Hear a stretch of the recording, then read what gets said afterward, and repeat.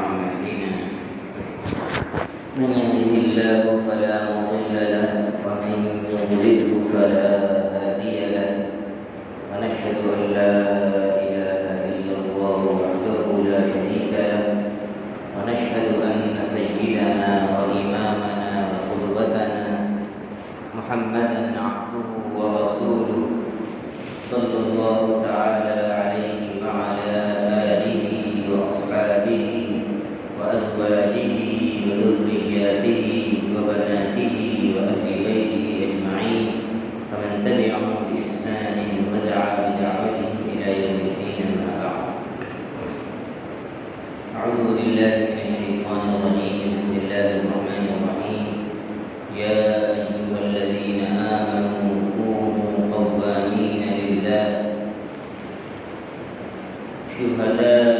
كونوا قوامين بالقسط شهداء لله ولا يجرمنكم شنآن قوم على ألا تعدلوا اعدلوا هو أقرب للتقوى واتقوا الله إن الله خبير بما تعملون. میرے محترم ایمانی بھائیوں، بزرگوں اور دوستوں، جمعے کے اس مبارک دن میں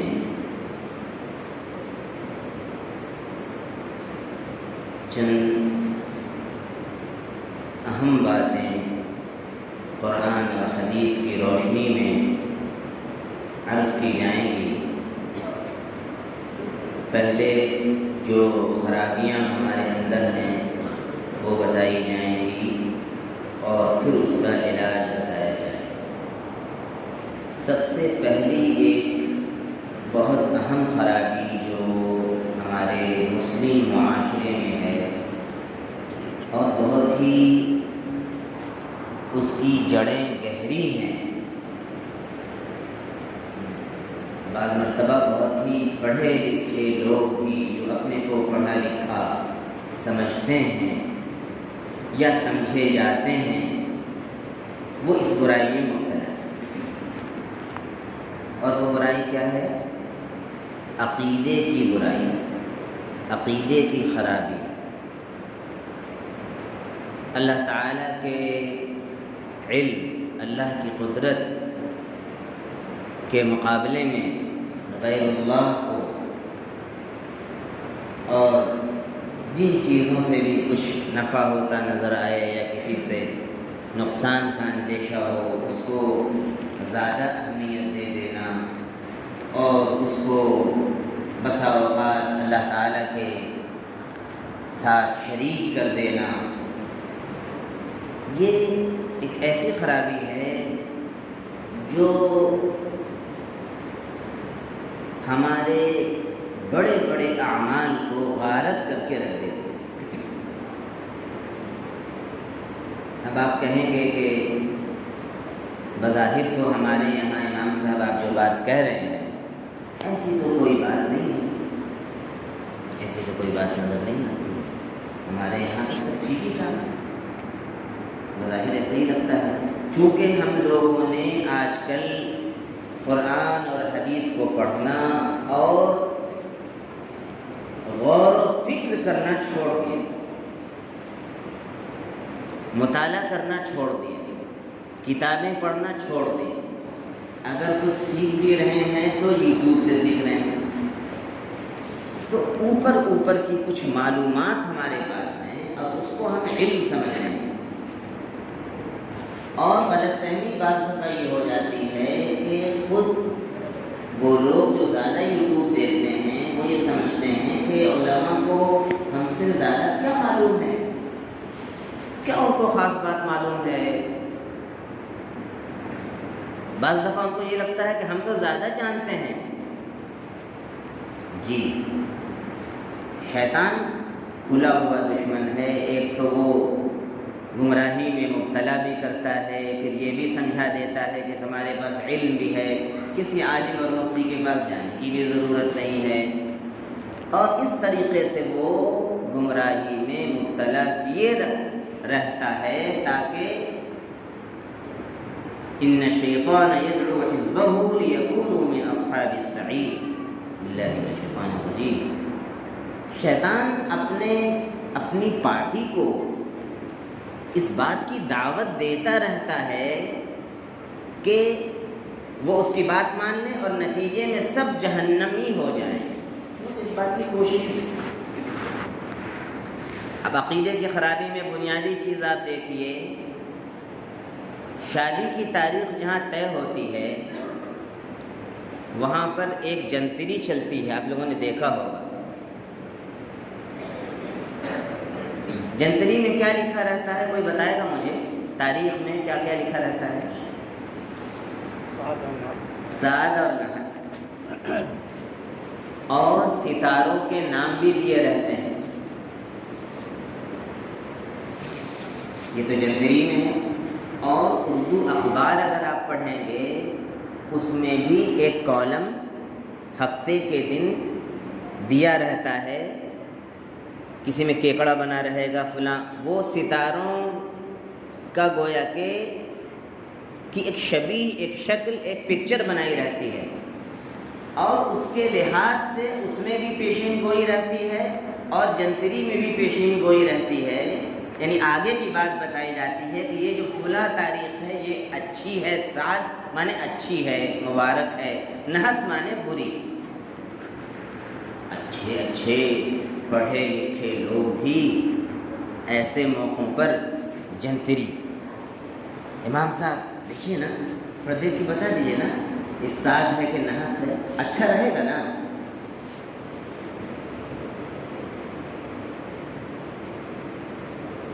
بھائی جو مدرسوں میں جو لوگ پڑھتے ہیں تفسیر کی کتابیں بڑی بڑی، صحیح بخاری، صحیح مسلم، سنن ترمذی، سنن ابن ماجہ، موطا امام مالک، بڑی بڑی حدیث کی کتابیں، مسند امام احمد، فقہ کی بڑی بڑی کتابیں، ہدایہ، شرح وقایہ، ان ساری تفسیر، حدیث اور فقہ کی کتابوں میں کہیں بھی اس بات کا تذکرہ نہیں ہے، الیکھ نہیں۔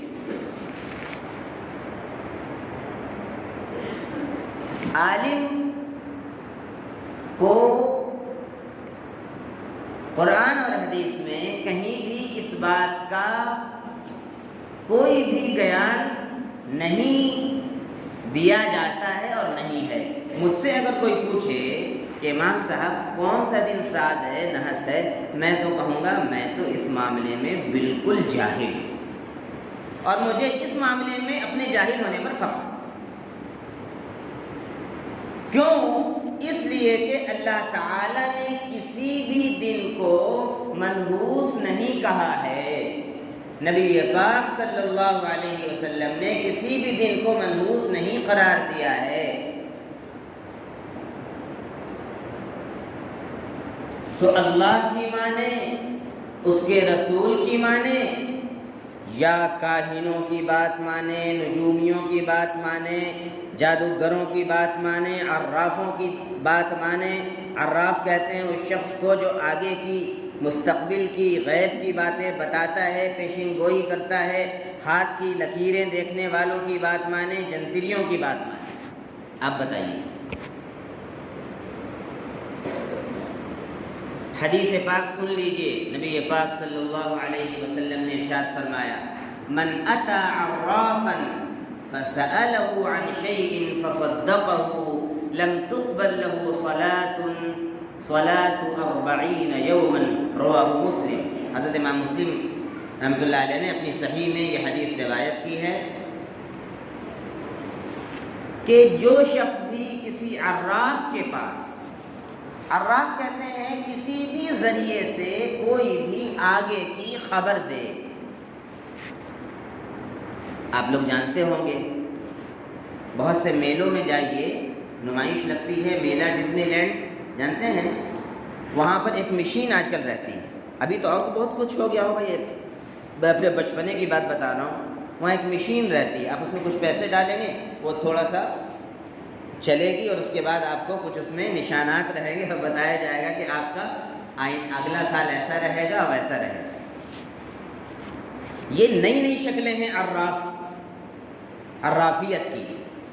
نبی پاک صلی اللہ علیہ وسلم کے زمانے سے پہلے جاہلیت میں نجومی ہوتے تھے، ستارہ پرست، ستاروں کو دیکھ کر فلاں ستارہ ادھر ہے، فلاں ستارہ ادھر ہے، اس لیے یہ منحوس ہے، یہ دن اچھا ہے بتاتے تھے۔ طیارہ کہتے ہیں پرندوں کو اڑاتے تھے، اڑانے کے بعد اگر پرندہ دائیں اڑا تو یہ کام کر لو اچھا ہے، اگر بائیں مڑ گیا تو یہ خراب ہے، یہ کام مت کرو۔ لکیر کھینچتے تھے، لکیر اگر چھوٹی ہے یا بڑی ہے، اگر سیدھی کھنچ گئی تو یہ کام صحیح ہو گیا، اگر غلط کھنچ گئی تو یہ کام خراب ہے۔ بہت ساری شکلیں تھیں اور آج اس کی نئی نئی شکلیں دنیا میں ہیں۔ آپ کہیں گے کہ یورپ میں، انگلینڈ وغیرہ میں تو یہ سب چیزیں نہیں ہوں گی، وہاں تو بہت پڑھے لکھے لوگ ہیں۔ میں ایک بات بتا دوں، جتنا زیادہ دنیا میں یہودی جادو کو مانتے ہیں اور ان خرافاتوں میں مبتلا ہیں، دنیا کی کوئی قوم مبتلا نہیں۔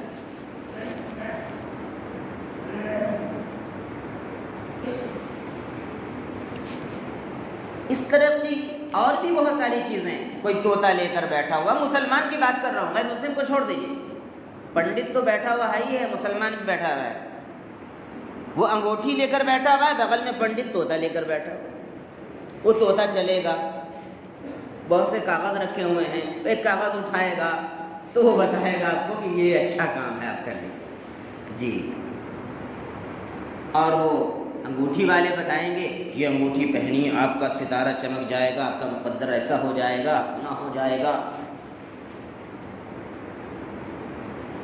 میرے بھائیوں، بزرگوں اور دوستو، آپ صلی اللہ علیہ وسلم نے فرمایا جو کسی عراف کے پاس ایسی کسی بھی شکل سے کسی غیب کی خبر دینے والے، کل کی بات کو بتانے والے کے پاس جائے گا اور اس سے کوئی بات پوچھے گا اور اس کی بتائی ہوئی بات کو مان لے گا تو 40 دن تک اس کی نماز قبول نہیں ہوگی، نہ اس کی دعا قبول ہوگی۔ جب نماز قبول نہیں ہوگی تو دعا بھی قبول نہیں ہوگی۔ ایک روایت میں ہے کہ جو کسی کاہن کے پاس، کاہن کہتے ہیں ایسے ہی لوگوں کو جو ستاروں کو دیکھ کر یا غیب کی باتیں، وہ بھی ایک، اصل میں نبی پاک صلی اللہ علیہ وسلم کی بعثت سے پہلے جنات لوگ جاتے تھے، شیاطین، آسمان میں، اور قریبی آسمان میں بادلوں کے پاس جو فرشتے ہیں وہ اگر کچھ باتیں اللہ تعالیٰ کے حکم کے متعلق کر رہے ہوتے تھے تو سن کر کاہنوں کو آ کے نجومیوں کو بتا دیتے تھے، اور پھر وہ اس میں 100 جھوٹ ملا کر لوگوں کو بتاتے تھے۔ تو آج صحابہ نے کہا کہ اے اللہ کے رسول، یہ لوگ کچھ باتیں ایسی بھی بتا دیتے ہیں جو سچی ہو جاتی ہیں۔ تو آپ نے فرمایا، آپ صلی اللہ علیہ وسلم نے ارشاد فرمایا کہ ان کی کوئی حقیقت نہیں ہے، ان کاہنوں کی کوئی حقیقت نہیں ہے، اور یہ جاتے ہیں خبریں کچھ سن کر، اور پھر جب نبی پاک صلی اللہ علیہ وسلم کی ولادت و سعادت ہو گئی تو اللہ تعالیٰ نے شیطان کے اس راستے کو ہمیشہ کے لیے بند کر دیا۔ اب کوئی شیطان اگر جاتا ہے فَأَتْبَعَهُ شِهَابٌ مُبِينٌ، فرشتے ایک ستارے کو مارتے ہیں جس سے وہ جل جاتا ہے شیطان۔ اب یہ خبریں نہیں سن سکتے ہیں، تب بھی کوشش میں لگے رہتے ہیں، اور کچھ بھی بھن بناہٹ سنی آ کر آج بھی بتا دیتے ہیں، کس کو؟ اپنے اولیاء کو۔ اولیاء کہتے ہیں جادوگر، کاہن، جتنے بھی اس طریقے کے لوگ ہیں وہ شیطان کے دوست ہوتے ہیں، جادوگر اس کو بتا دیتے ہیں، اور پھر وہ اس میں 100 جھوٹ ملا کر بتاتا ہے۔ تو جو نجومیوں کے پاس جائے گا اور اس کی بتائی ہوئی بات کو مان لے گا، فقد کفر، تو وہ کافر ہو جائے گا، یہ بھی روایت ہے۔ اور جو کوئی مسلمان جادوگر بن جائے، جادو کا عمل کرنے لگے، تو وہ ایمان سے خارج ہو جائے گا، مسلمانوں کے قبرستان میں اس کو دفن نہیں کیا جائے گا۔ میرے بھائیوں، بزرگوں اور دوستوں، یہ بہت ہی اہم مسئلہ ہے، عقیدے کا مسئلہ ہے، بنیادی مسئلہ ہے۔ وجہ کیا ہے اس میں پھنسے رہنے کی؟ ہماری اور آپ کی ناواقفیت۔ ہم اور آپ آج بھی اپنے بچوں کو انگلش میڈیم میں پڑھا رہے ہیں، لیکن خود ہم علم کو حاصل نہیں کرتے۔